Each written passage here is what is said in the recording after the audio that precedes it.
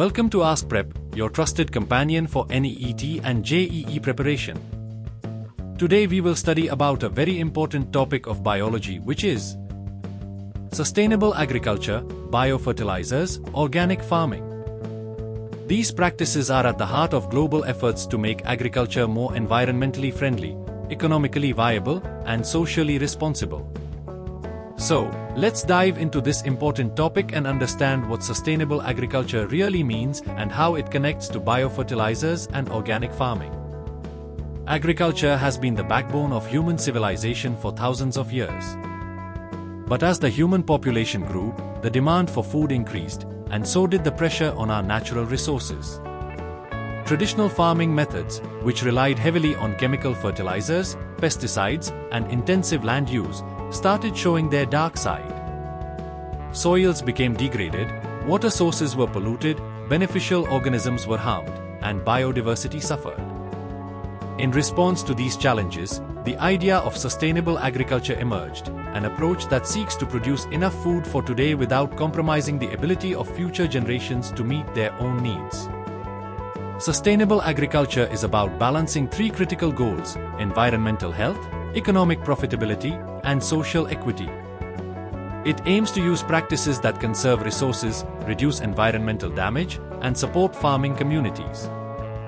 Two key components of sustainable agriculture that you should know about are biofertilizers and organic farming.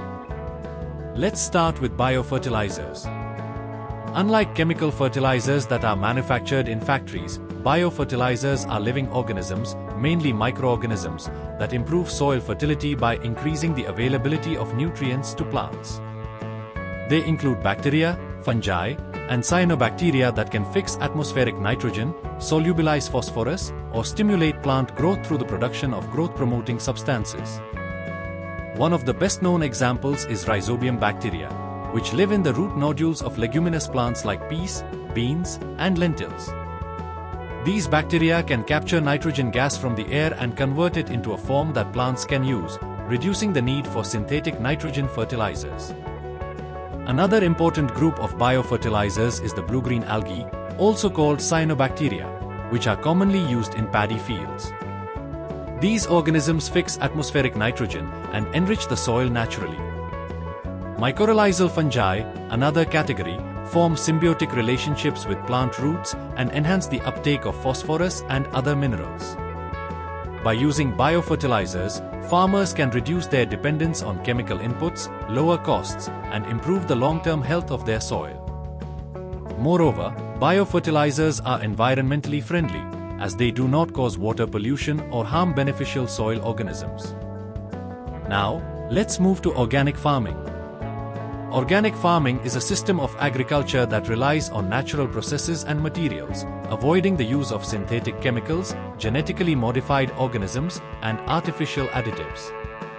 Instead, organic farmers use techniques like crop rotation, green manures, composting, biological pest control, and, of course, biofertilizers to maintain soil fertility and control pests. The goal is to create a balanced farm ecosystem where soil health, plant health, animal welfare, and environmental protection are all considered. One of the main features of organic farming is the use of compost and green manure. Compost is made by decomposing organic waste such as crop residues, kitchen waste, and animal manure, turning it into nutrient-rich material that can be added back to the soil. Green manure involves growing specific crops, like clover or sunham, and then plowing them back into the soil to improve its organic matter content.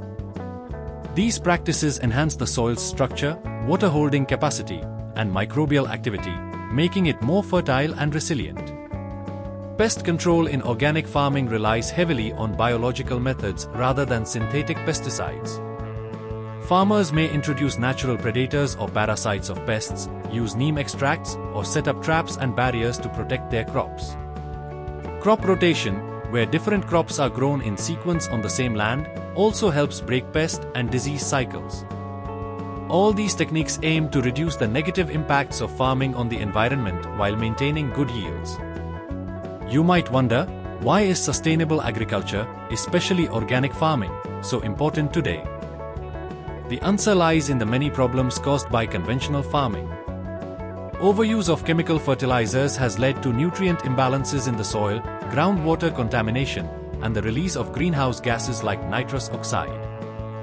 Excessive pesticide use has harmed beneficial insects, birds, and aquatic life, and even led to pesticide-resistant pests. Soil erosion, loss of organic matter, and reduced biodiversity have further degraded farming ecosystems. Sustainable agriculture offers a way to reverse these trends by working with nature rather than against it. From a consumer's perspective, organic products are often seen as healthier and safer, free from synthetic residues and grown under environmentally responsible practices. For farmers, adopting sustainable methods can reduce input costs, improve soil health over the long term, and open up access to premium markets that value organic certification. On a global scale, sustainable agriculture contributes to food security, climate change mitigation, and the conservation of natural resources. To wrap up, sustainable agriculture, through the use of biofertilizers and organic farming, offers a powerful alternative to chemical-intensive farming. It promotes the health of the soil, reduces pollution, conserves biodiversity, and supports farming communities.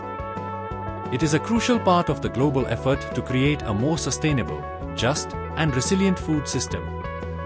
As you continue your preparation for NEET and JEE, remember that topics like this are not just exam content, they are windows into understanding the challenges and solutions that shape our world. Thank you so much for being a part of the Ask Prep community.